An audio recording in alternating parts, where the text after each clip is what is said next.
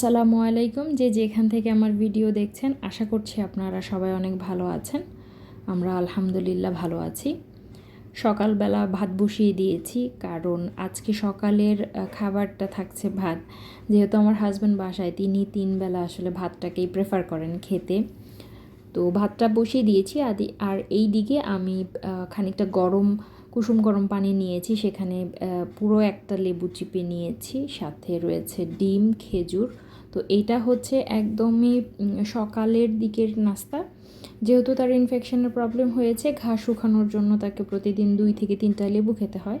তো সকাল সকালই চেষ্টা করেছি একটু হেলদি খাবার দিতে, তারপর মূলত তিনি ভাত খাবেন।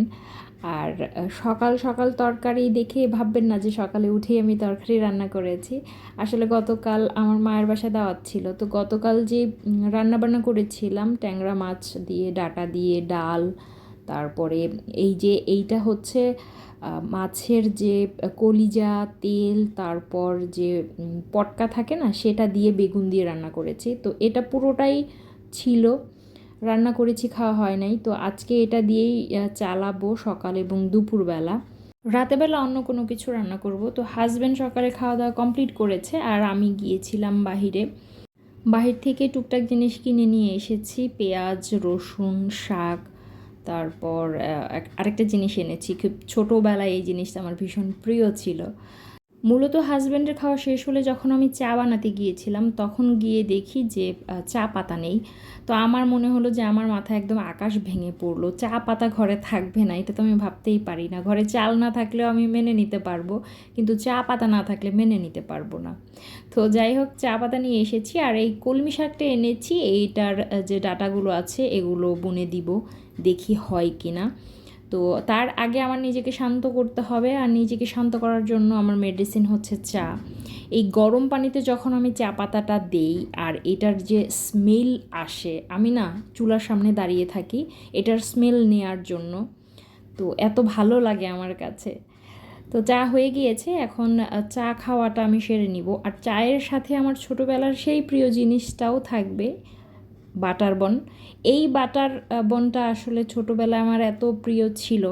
এখন হয়তো বা অনেকেই বলবেন যে এগুলো খাওয়াটা হাইজেনিক না, কারণ এটার ভেতরে যে ক্রিম থাকে সেটা মোটেও ভালো না। তবে আমি এটা বলবো যে বাংলাদেশে বসবাস করে আসলে একদম 100% অথেন্টিক কোনো খাবারই তো খাচ্ছি না, উল্টাপাল্টা জিনিস খেয়েও বেঁচে আছি। তো দেখা যাক কতদিন এই উল্টাপাল্টা খেয়ে বেঁচে থাকি। তো খাওয়া দাওয়ার পর্ব শেষ করে এখন চলে এসেছি, পেঁয়াজ ছিলে নিচ্ছি, রসুনও ছিলে নিচ্ছি, ব্লেন্ড করতে হবে। তবে পেঁয়াজ কিন্তু আমি এভাবে অনেকগুলো একসাথে করে কেটে রাখি। অনেকগুলো বলতে ছোট একটা বক্সে আটে এমন করে আমি কেটে রাখি। যেমন এখন দেখতে পাচ্ছেন সাদা ওই ছোট বক্সটা, এটা ভরে এক বক্স আমি রাখবো, যেটা অনায়াসে আমার 3-4 দিন কিংবা 1 সপ্তাহ বড়জোর চলে যাবে। প্রতিদিন পেঁয়াজ কাটাটা যেমন বিরক্তিকর লাগে আমার কাছে, ঠিক তেমনি আমার কাছে মনে হয় সময়েরও একটা ব্যাপার আছে। যখন একটু কম কাজ থাকে, ফ্রি থাকে, এক বক্স করে কেটে রাখি। তো শাক রান্না করব, যার কারণে আগে আমি শুকনো মরিচটা ভেজে নিয়েছি।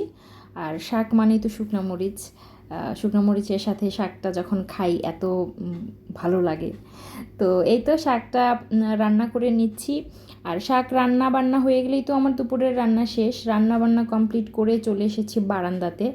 এখন কলমি শাক আর সেচি শাক, এই 2টা শাকের ডাঁটা রয়েছে আমার কাছে, সেগুলো এখন লাগিয়ে নিব মাটিতে। চেষ্টা করছি, যদি হয় তো হলো আলহামদুলিল্লাহ, না হলে অন্তত পক্ষে বলতে তো পারবো যে চেষ্টা করেছি। তো দেখা যাক।